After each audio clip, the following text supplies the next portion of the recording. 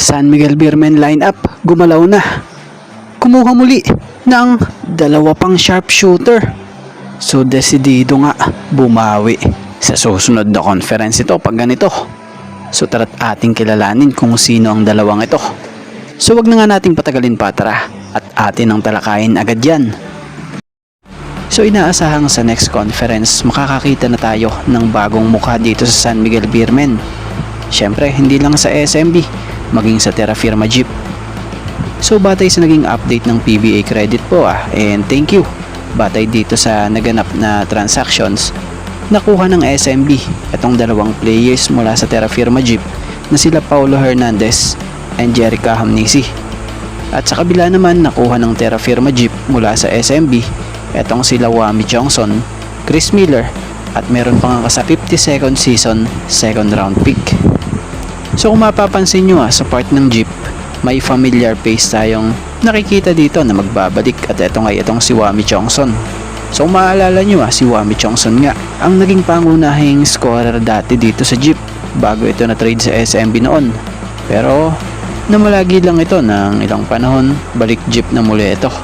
Pero kasama na niya nga itong si Chris Miller at may kasama pang future pick. So speaking of Chris Miller, so sana dito natin makita yung tunay na laro ng isang Chris Miller dahil nung nasa SMB nga siya sobrang limitado lang ng minuto niya.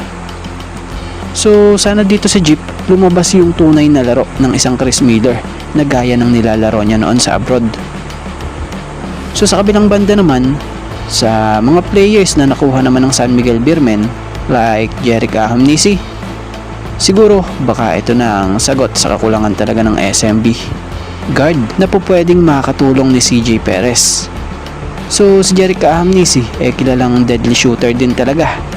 Pwedeng maasahan ito especially sa mga crucial game. So swerte ang SMB rito dahil this season 15 ng PBA Commissioner's Cup he averaged 21.25 points per game, 3.00 rebounds per game at may 4.67 assists per game. At yung isa pa nga na si Paulo Hernandez na isa rin sa masasabing shooter ito dahil isa siya sa Jeep player bago napunta sa SMB na maaasahan mo pa mapa-offense at depensa. So game changer din nga po ang player na ito kung saan gaya ni Jerica Hamnisi this season 15 ng PBA Commissioner's Cup nag-average to ng 9.80 points per game, 2.90 rebounds per game at 3.20 assists per game.